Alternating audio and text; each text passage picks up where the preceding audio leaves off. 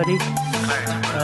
It has been a privilege to be standing here just in 3 months. I feel no doubt I have a very superficial understanding of Jamaica. At first, I must apologize for any disappointment about my presentation in advance.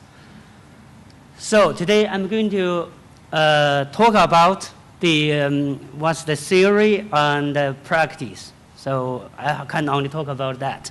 So I'm going to talk about the basic equations of productivity and the ways I think to improve the productivity, which I hope is something like in Chinese idiom, I throw a brick in order to get a gem from you guys.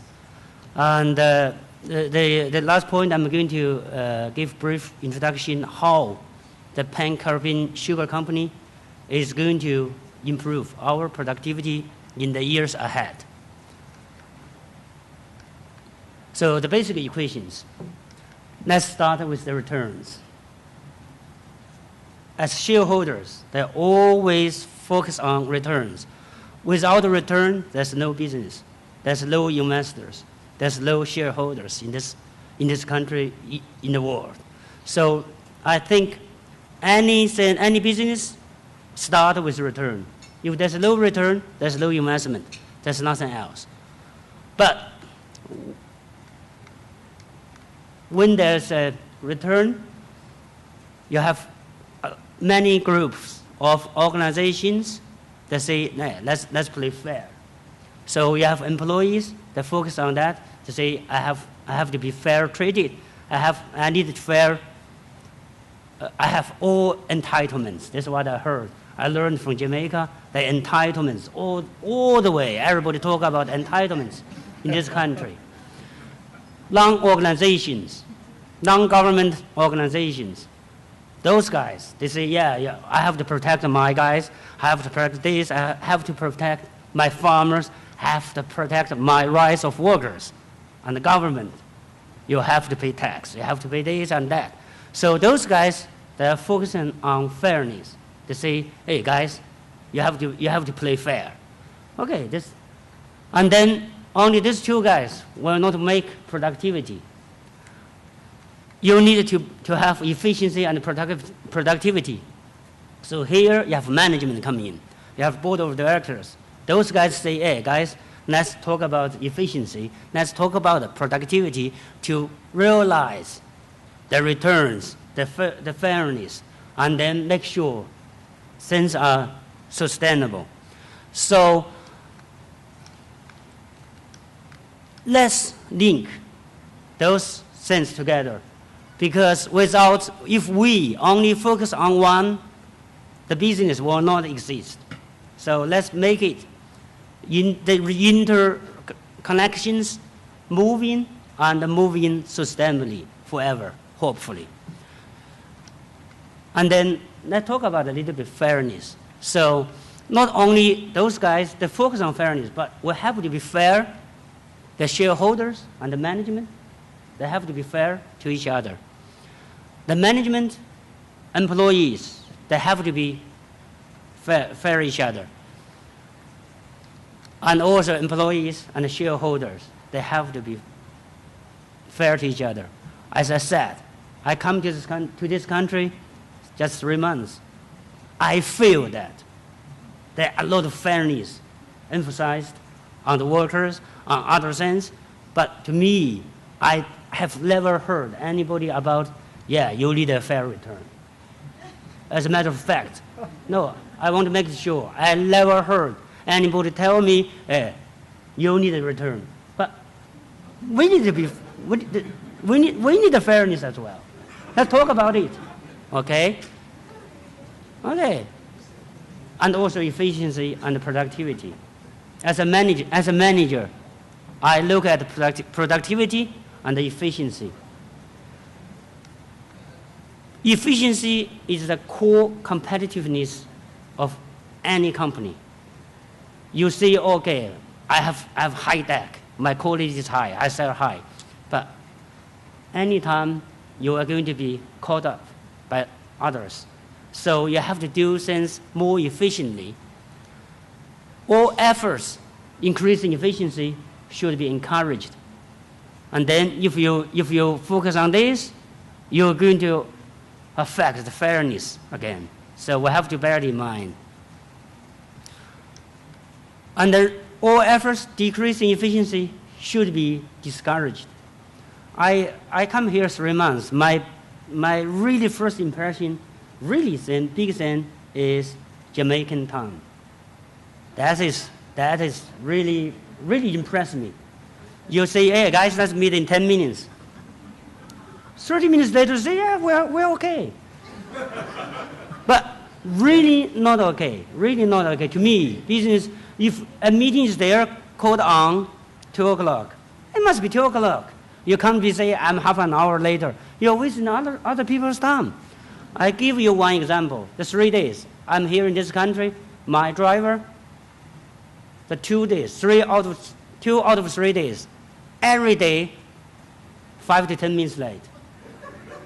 No, I told him, I said, tomorrow if you come here 1 minute late, you don't have to come.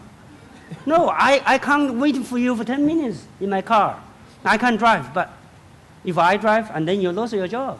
So I see this efficiency.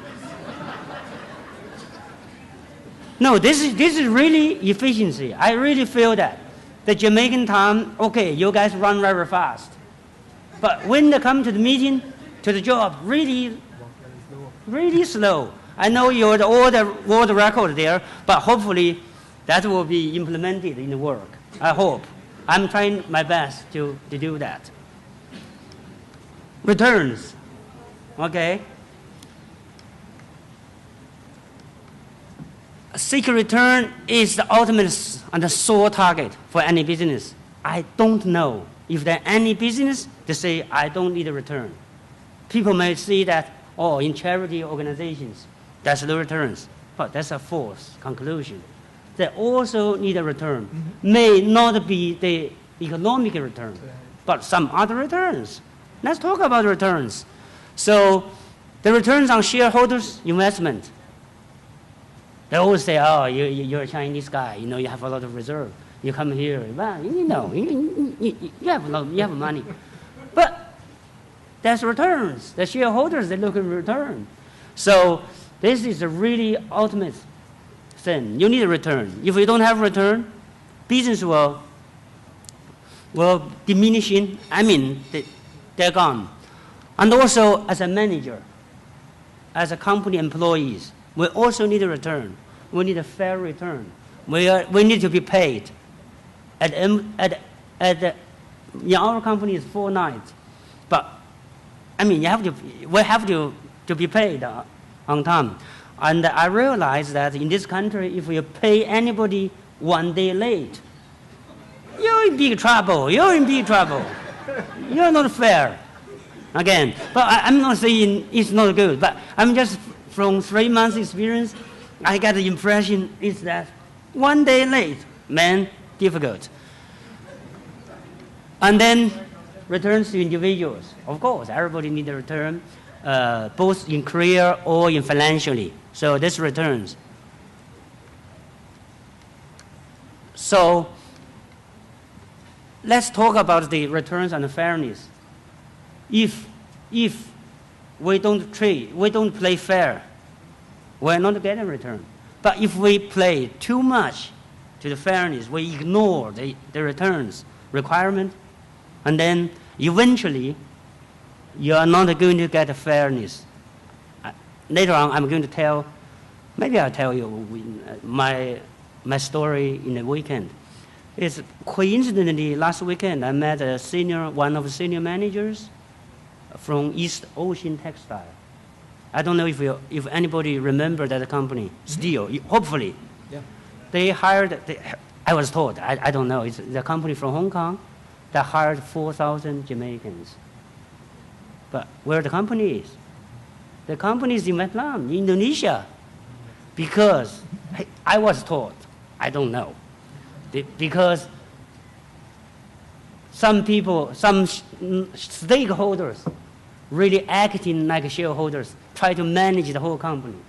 So they want to be fair, but it's not too much. And then if it's too much, you get 3,000 people, 4,000 people lost their jobs.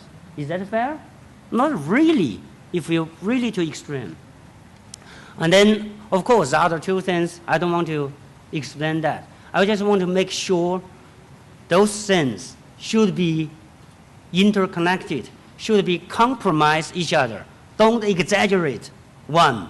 If you exaggerate one, if I exaggerate productivity, I said, okay, we only do this, no, and then we're not going to get support from government, from the non-government organizations, from the employees, and then you're done.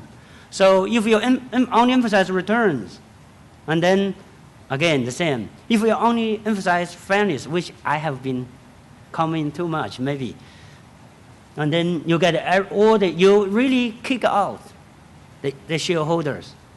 So eventually you get nothing. So it's not fair, again. It's not fair. So if you push to the extreme of this, so I really want to show the interconnectivity of these three elements, which I think in any case, we have to observe this kind of, interconnectivity to make sure they are working closely, they are compromising each other, and sustainable. Okay, let's back to my business. My evaluation of my business, I evaluate at 10. 10 is the most, and the 0 is the least, even minus, okay. The current situation, this company is really fair to everybody, is 10%. No, it's 100%.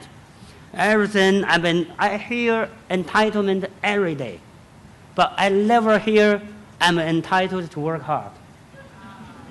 So the efficiency is 5. I'm trying to be polite.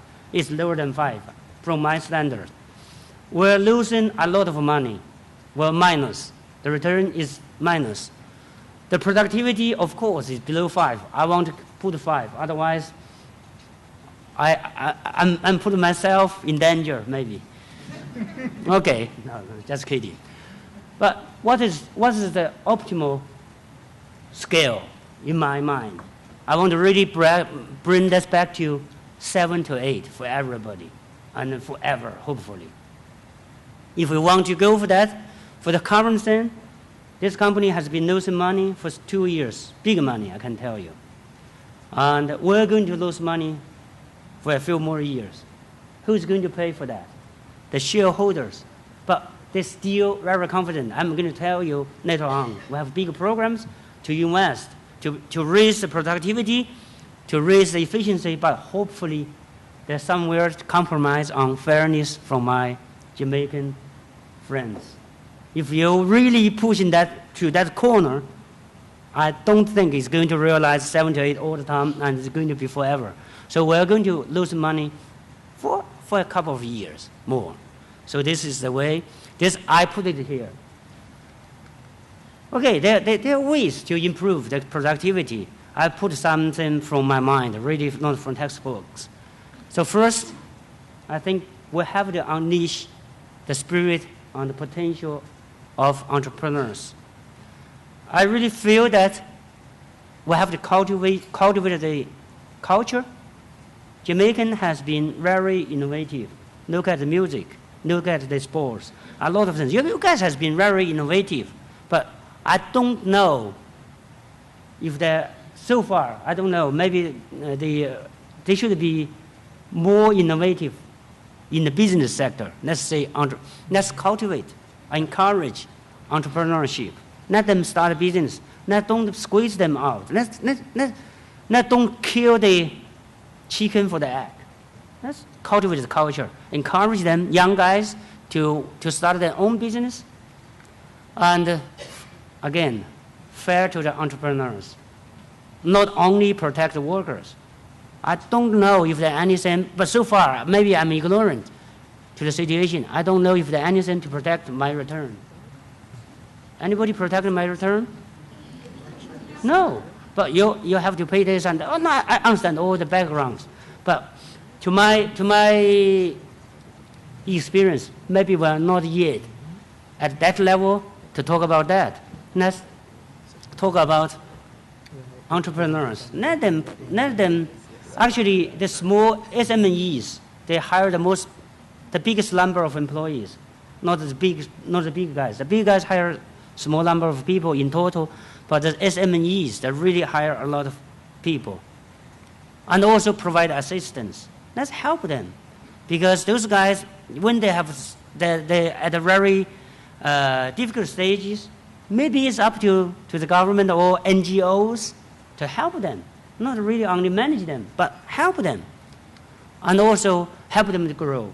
You know, all the multinationals, you know, Microsoft, all the Facebooks, no, help them. And in China, we have the same. You have Tencent and Alibaba. They are comparable, if not bigger than them.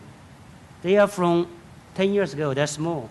But now they hire tens of thousands of people in the country and produce revenues tens of billions of US dollars. So let's help them to grow. Let's don't kill the chicken for the egg.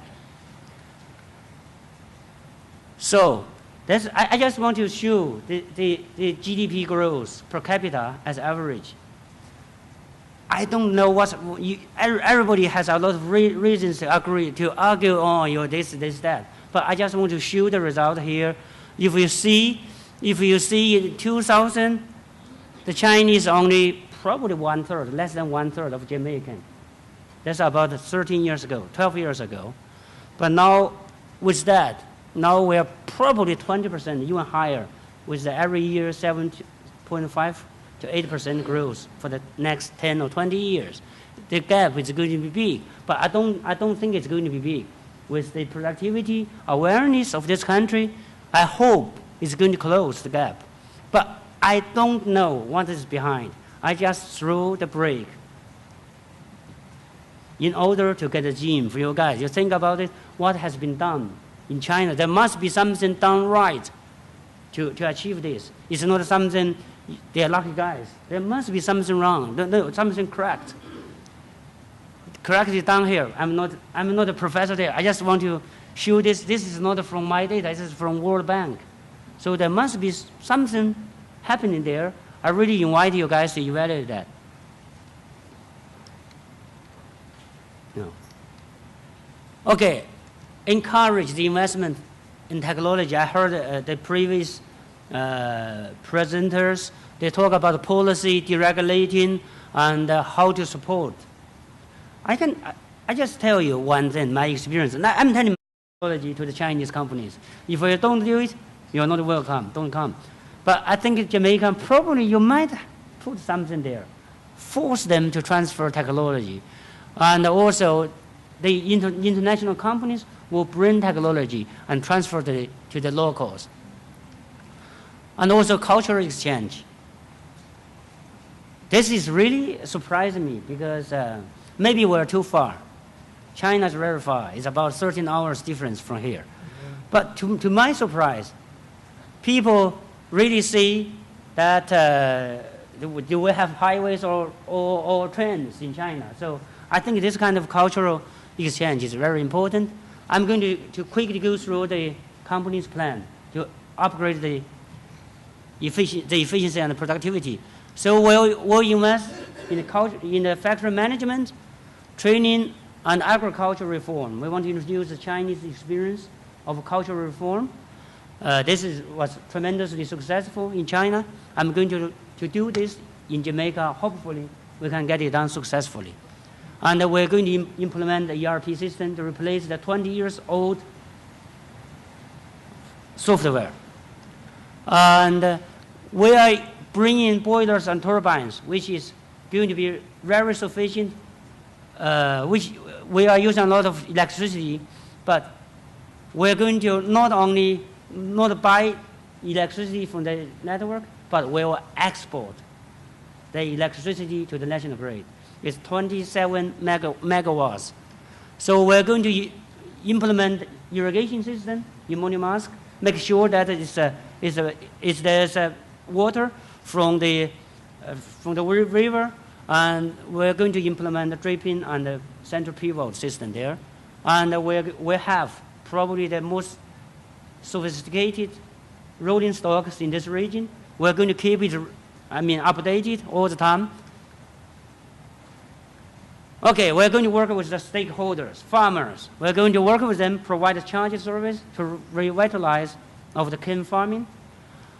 We'll leverage the suppliers, ask them to help us repairing our trucks, training our guys for herbicide or fertilizer usage. Employees will encourage training. And the government will support. And we want to be the part of the Jamaican national program. As a matter of fact, we're investigating to invest in the rice production. Hopefully, it's going to help Jamaica get rice self-sufficient. We're evaluating, not really sure. It depends on that. And also for the NGOs, with NGOs, we want to observe the rules and engage them. As you guys know that we have fully engaged with the unions, with the farmer associations, with everybody. We want to observe the rules. There's rules we have to observe, and we have to get them engaged. And we want to make sure the Jamaicans will eat Jamaican sugar. This is very important. If the people don't eat your sugar, the taste changed. Eventually, you don't have reason to grow sugar. The most important thing is that we have to support ourselves. So my personal view is that we really have to abandon the import brown sugar policy, because we can supply ourselves while importing.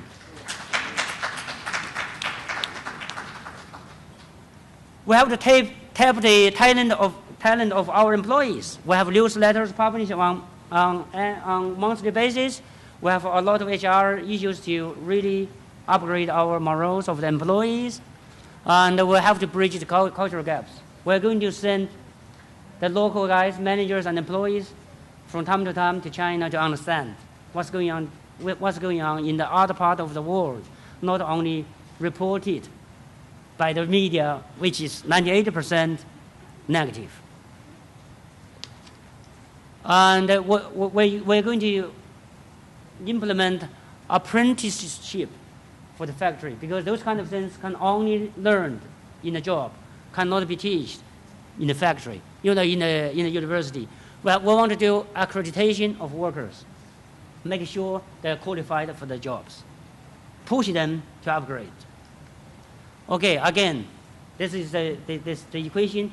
I really want to see that those three things really coordinate each other, make it very smooth, and then eventually everybody is happy.